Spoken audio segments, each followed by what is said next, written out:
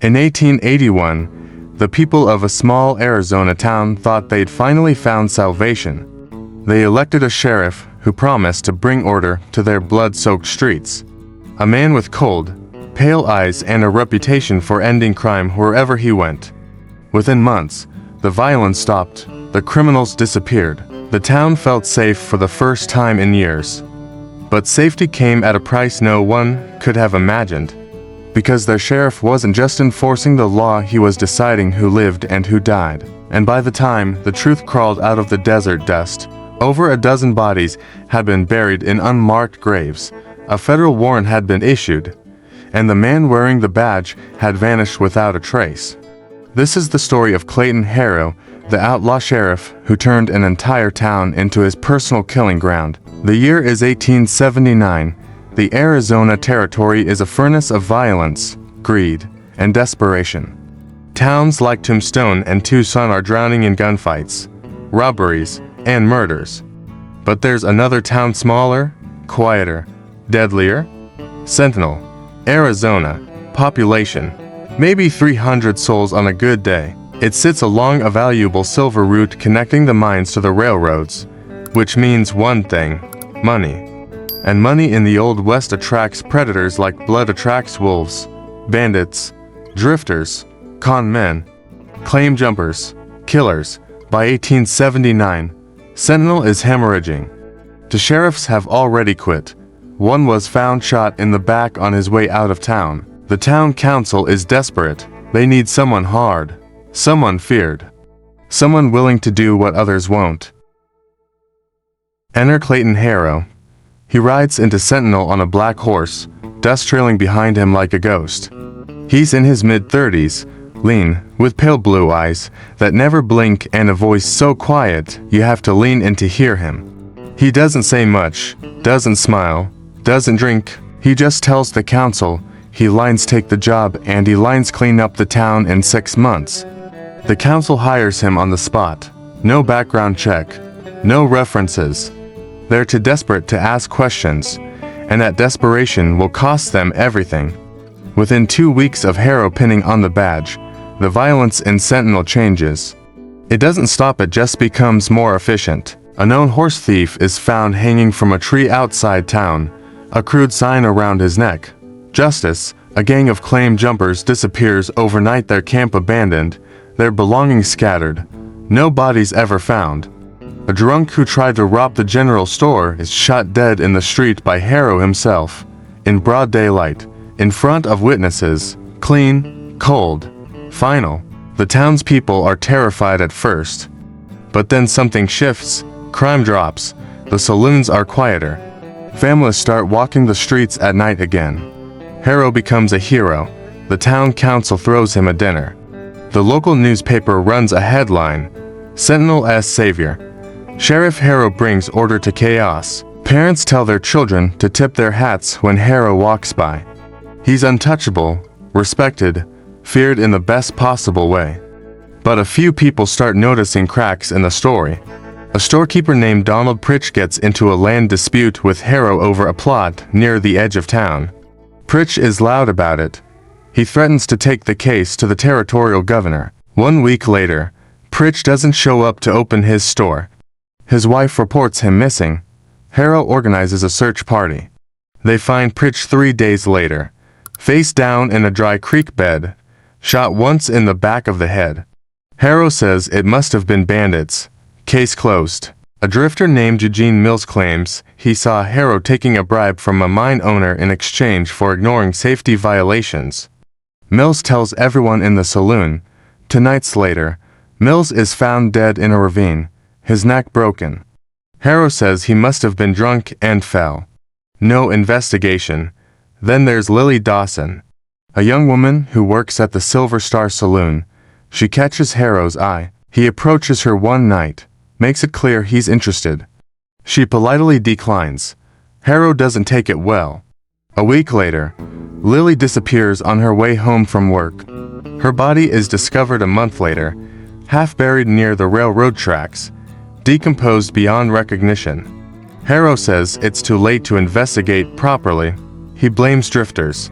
The case goes cold. The pattern is there, but no one wants to see it, because seeing it means accepting the impossible, that the man protecting them is also hunting them. By early 1881, Sentinel is a town living under a shadow it refuses to name. Harrow's grip tightens. He hires 3 deputies, men with cold eyes and fast hands. Men who don't ask questions. Men who follow orders. Together, they patrol the town like wolves circling a flock. And anyone who challenges Harrow, even indirectly, starts disappearing. A ranch hand named Jim Collier accuses one of Harrow's deputies of stealing his horse. Collier is loud about it. He files a complaint. 3 days later, Collier's body is found on the outskirts of town, beaten so badly, his own wife can't identify him. Harrow says it was probably a bar fight. No arrests are made. A schoolteacher named Margaret Finch writes a letter to the territorial government, asking for an inquiry into the rising number of unexplained deaths in Sentinel. The letter never arrives. 2 weeks later, Margaret leaves town in the middle of the night, telling no one where she's going. She's never seen again. Kern writes it all down. Names, dates, patterns. He starts connecting dots that no one else dared to connect. And he realizes something horrifying. Harrow isn't just a dirty sheriff. He's running a death squad. A small, loyal crew of killers who eliminate anyone Harrow deems a problem. It's systematic. It's calculated. It's murder disguised as justice. Kern knows he's onto the story of a lifetime, but he also knows he's in danger. He keeps his notes hidden. He doesn't tell anyone what he's found. He plans to leave Sentinel quietly, get back to San Francisco, and publish the story where Harrow can't reach him. He never gets the chance. It's a cold November night when Harrow's men come for Thomas Kern. He's asleep in his room above the saloon when the door crashes open. 3 deputies drag him out of bed, throw him to the floor, tear his room apart. Harrow stands in the doorway, calm as death, holding a piece of paper. He says they received a tip that Kern is a wanted forger from California, that there's a warrant for his arrest, that he's been lying about who he is. Kern tries to explain, tries to show his credentials. But Harrow isn't interested in the truth. He's interested in silence. Kern is dragged to the jail in his nightclothes, thrown into a cell, and left alone in the dark. He begs the deputy on duty to send a telegram to San Francisco. The deputy ignores him. By sunrise, Thomas Kern is dead. Harrow's official report says Kern tried to escape, that he attacked a deputy and was shot in self-defense. The body is buried quickly. No autopsy, no questions. Case closed, but Kern was smart. He knew something might happen. And before he was arrested, he hid his notes, not in his room, but in his saddlebag, tucked into a false bottom, along with copies of death records he'd secretly pulled from the county office. And those notes fall into the hands of the one man in Sentinel with a conscience left, Deputy Samuel Cross. Cross is young, mid-20s. He took the job because he needed money, not because he wanted to be a killer. But over the past year, he's seen things that haunt him. He's watched Harrow execute men without trial. He's helped bury bodies in the desert. He stayed quiet because he was afraid. But reading Kern's notes changes something in him. He realizes he's not just complicit, he's part of a murder machine. And he decides to do something about it. If you love dark, real stories from the Old West, consider subscribing and leaving a like. It helps a lot. And now, back to the case. Cross makes copies of Kern's notes by candlelight, working through the night. He includes his own testimony, names, dates, locations of bodies. Then he rides out of Sentinel before dawn, heading for the nearest federal marshal, 2 days away in Tucson. He knows if Harrow finds out, he's dead, but he rides anyway, because some things are worth dying for. When Deputy Cross arrives in Tucson, dusty and exhausted, he walks into the federal marshal's office and drops Thomas Kern's notes on the desk. The marshal, a grizzled veteran named William Tackett, reads them in silence. His face goes pale. He looks up at Cross and asks one question. Is this real? Cross nods. Within hours, Marshal Tackett assembles a federal posse, 6 men, armed with rifles and a warrant for Clayton Harrow's arrest on charges of murder, conspiracy, and corruption.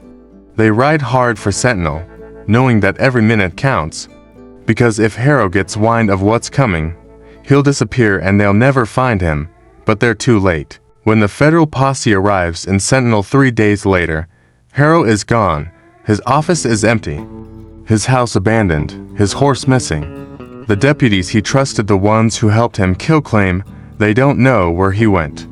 Some say he left in the middle of the night. Others say he rode south toward Mexico. No one admits to helping him. No one admits to knowing anything. Marshal Tackett doesn't believe a word of it. He arrests the 3 deputies and starts interrogating townspeople. Slowly, reluctantly, the truth begins to spill out. People talk about the disappearances, the executions, the bodies they were too afraid to report. A picture forms, a horrifying picture of a town held hostage by a man in a badge. Then, Deputy Cross says something that makes everyone go silent. There's a place. Out, and he'd gotten away with it for nearly 2 years. The federal government launches a manhunt. Wanted posters go up across the Southwest. A reward is offered, $500 for Clayton Harrow, dead or alive. Tips pour in from all over, sightings in Mexico, in California, in Texas, but none of them lead anywhere. Harrow has vanished like smoke. Some say he changed his name and became a rancher in Sonora. Others believe he was killed by someone seeking revenge, maybe a family member of one of his victims, and buried in an unmarked grave somewhere in the desert. A few claim he's still out there, watching, waiting. But his body is never found, and the case is never officially closed. Clayton Harrow's reign of terror lasted less than 2 years. But in that time, he turned a desperate frontier town into a graveyard. 14 confirmed victims, maybe more. The town of Sentinel never recovered. Families left. Businesses closed. Within a decade, Sentinel was a ghost town, abandoned buildings, dusty streets, and a canyon full of unmarked graves. Today, nothing remains but ruins and whispers. Locals still avoid Harrow's Gulch. They say if you go there at night, you can hear voices in the wind. The voices of people who trusted the wrong man, who believed a badge meant justice, who learned too late that in the Old West, the most dangerous predator wasn't always the outlaw, it was sometimes the lawman. Clayton Harrow's story is a reminder of something we'd rather forget, that power without accountability is just another word for tyranny, that a title doesn't make a man good, and that in a land where the law was fragile and justice was fast, it was terrifyingly easy for a killer to hide behind a star. Harrow was never caught, never tried, never punished. He simply disappeared into the vast, unforgiving desert, leaving behind a legacy written in blood and buried in dust. And somewhere out there, in an unmarked grave or living under a stolen name, the outlaw sheriff who ran a death squad may still be watching. If you want more true stories from the darkest corners of the Old West, make sure to subscribe and leave a like. Tell me in the comments, where are you watching from, city and country? And don't go anywhere, there's another Old West nightmare waiting for you in the next video.